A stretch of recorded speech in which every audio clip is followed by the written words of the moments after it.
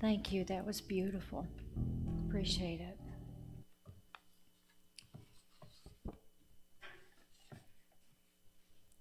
So this morning, as promised, I'm going to speak about light. Let there be light. There was a man that his name was Jacques Herren, and he was born in Paris in 1924. I've spoken about him before, but it's been a long time ago, and his life came to mind this week as I was thinking about light. And he wrote this book, and it's actually about the first 20 years of his life. He was born in Paris, and he didn't have terrific eyesight when he was a kid. His parents knew there was something wrong with his eyes. He wore glasses, but then there was this terrible accident when he was 7, and he became blinded in both eyes. And the first thing that happened was that he recognized that he could still see. You see, he was a different type of child, and he had already known that there was a way that he was seeing that was beyond his eyesight. He knew more colors, shapes than anyone else, any of his friends. And so then quickly after he lost his eyesight, he began to develop that gift. And he found that he could walk around the house. He got to where he could walk around other places, even out in the woods. He could feel a tree. A tree would feel different, and the type of tree would have a different texture and feel to it than other trees. And so it was very obvious to him and his parents after this accident that maybe this was meant to be. And as he grew older and went to school, his parents were pretty progressive, and they had already always told him, even before the accident, that he could do anything he chose to do. He was very positive. And after the accident, they continued to tell him that and not to let anything hold him back. And they were extremely reluctant to even send him to a special school because that was being recommended for him, and they said no. They wanted him to be normalized and learn and develop his gifts the best he could. Well, when he was about the age of 16, the Germans had invaded there in France and in Paris. And by that time, he had developed his sight, or the light within him, so that he knew that he had a special gift. He and his best friend John would go out in the woods and the forests, and his friend told him, he said, well, you know, you have better eyesight than I have because you know more colors and you know your way around better than I do. But he quit pretty quickly when he was 16, formed the Youth French Resistance. And he did it because he had so much influence with his friends that they followed what he said, and they believed him. So pretty soon they grew into a group that was, at one time it became over 600 strong, if you can believe that.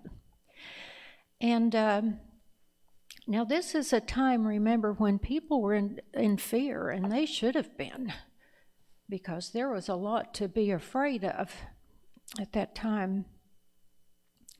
But he had learned, just like I told you a few minutes ago, that if he was feeling down or negative, he could tell that his light dimmed. Isn't that something? And he knew if he was around other people that complained a lot or they were negative, their light was not very bright.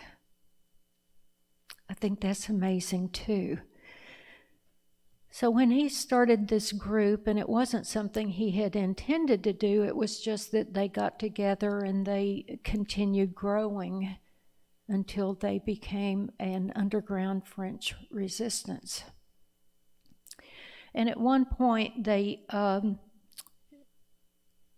some of them were arrested. And he talks about when he was arrested, and the Gestapo kept asking him. I think they interviewed him 75 times, if you can imagine. And they would ask him in their own limited way, "You're the blind boy. You're the blind boy?" And he could tell by what they were asking. They were asking, "Are you the one we've heard so much about? But what can a blind boy do?" And so he said that because he just was quiet and pretended he didn't understand, and they thought maybe he was blind and deaf too, that he learned a whole lot during those interviews, you see, because they thought he was disabled and didn't know much. So he learned the person actually that had been the traitor. He learned the name of the traitor that had turned them in. And it was one of his small group. But he wrote a story of his life once this was over. He was in the prison in Buchenwald for several years, and there weren't many that made it out of there, but he did, because he did have an inner light. He went on to express that throughout his life, married, had a couple of children, and had a great life, great influence. When Tina brought in that painting this morning, and I'm sure some of you have seen it, she painted that for her daughter, and she showed the Eiffel Tower. I said, well, I guess we're thinking about Paris together this morning. But that's beautiful, by the way, Tina, beautiful. Thank you for bringing that in. And Roger, thank you for being here and bringing your light, your enthusiasm, your love. You have conquered this, buddy, haven't you? Yeah. Bump in the road. All that radiation, all those months of radiation, and look at him. Yeah, you stepped in this morning and your light was so bright, and I'm thinking, okay, he's over this already. Trying to lose weight for 50 years. Oh, surely not 50 years. Trying to lose weight for 50 years for those out there. And very expensive. It hurts like hell, but boy, does it work. okay. Radiation is very expensive, he says. He also says it hurts like hell, but it really works. He says he's been trying to lose weight for 50 years. He's found the way to do it. We don't recommend it, though, okay? Find another way. I know yesterday, now I'm off track, but that's okay. We went to this reunion. Several of my cousins were there, and one of them came up to my husband and patted him on the stomach. He said, well, you've been doing well, haven't you? Oh, I'm sorry. But those are my relations, Dan. I'm sorry. He could have gone all day without saying that, but that's okay. So anyway, as I said, this network had grown to over 600, and so all of these schoolboys, they committed to do their part in the resistance, and they did. They made a huge difference. They got a lot of secrets on to others in different countries, and they made a huge difference at that time. So I guess it reminded me of the conversation we had this morning when we said, well, sometimes prayer seems like it's so passive. But then if we are in the right place, we know what is ours to do to make a difference for others, and we do care. We have empathy, compassion, and for love, and love always for those that are in harm's way. Always. We don't forget them. So anyway, that was the story of Lucerne, and he survived Buchenwald, 2,000 other people, but the remainders died. The remainder of those people died, but he survived. And I like this story because he continued to dwell in radiance, always throughout his life. He continued that, and he made a huge difference. And that's what I said earlier. Wouldn't it be neat if we had a light meter like that? And we do in essence, because we can tell when we're with others that are a downer. We know how it feels, don't we? And we pray for them that their spirits can be picked up. We pray for that, and we know that they can. But if you've been with someone long enough and they just continue to be a downer, you may choose to pray for them from afar. Right? Sometimes that has to be our choice.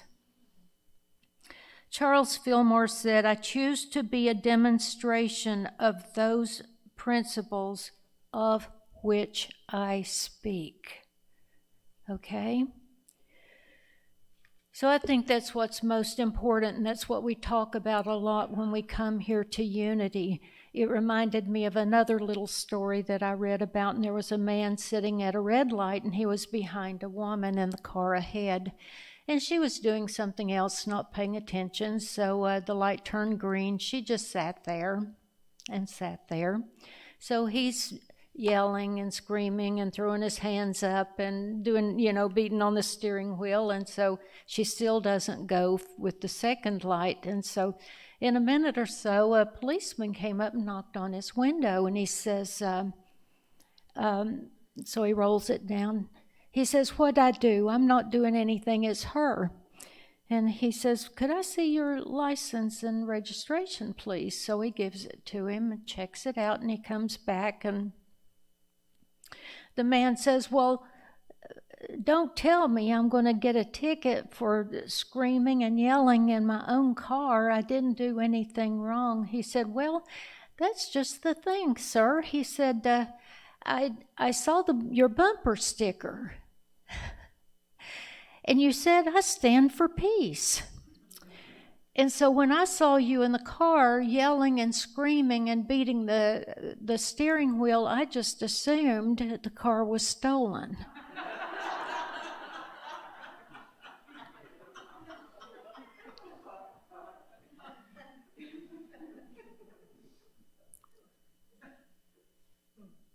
I think there's a lot of that going on in the world these days. There are a whole lot of people that say they stand for this, that, or the other. Follow them around for a while and watch their actions. It's what I hope to be, is a demonstration of those principles of which I speak. And if I'm not doing that, I need to just stay home. Right? And I hope if you see me out at Walmart and I'm at the end of a long line, that I'll still be a demonstration of peace. Or in the car. And I won't be demonstrating some other principles. And I think that's what's gotten some of us, is that, we live in a world where you hear people say that, and then they even have the bumper stickers. That's not how they're living. They're living with warring words. and picking up on every single thing that anyone else ever did. And they're certainly not living peace. There was another story about Abraham Lincoln that I thought was really neat, and I was going to share it this morning too. And he was in a meeting, and some patriots came in, and they kept giving him all this advice and complaining about how he was handling the war. And all this advice about what he should be doing. As a matter of fact, they were making so much ruckus, they just kept interrupting each other over and over again. He finally stopped them and he said, "I've got a story to tell you." There was a man out in the dark, and it was raining so hard you couldn't see. He couldn't even tell how to cross the river. He needed to cross a river at a certain place or a stream, and he couldn't tell because it was so dark you couldn't see, and possibly some of the bridges had even been washed away. And so it was lightning and thundering, and the thunder was so noisy. He finally looked up to heaven and said, "God, I thank you for the light." But it surely is the noise I could do without. And I think we're at a place in our lives right now too, because there's a lot of warring going on right in this country. And there are still a lot of people that are refusing to see truth or acknowledge it or live it. Still standing around grumbling a lot, but claiming at the same time that they're warriors of light. There is no such thing.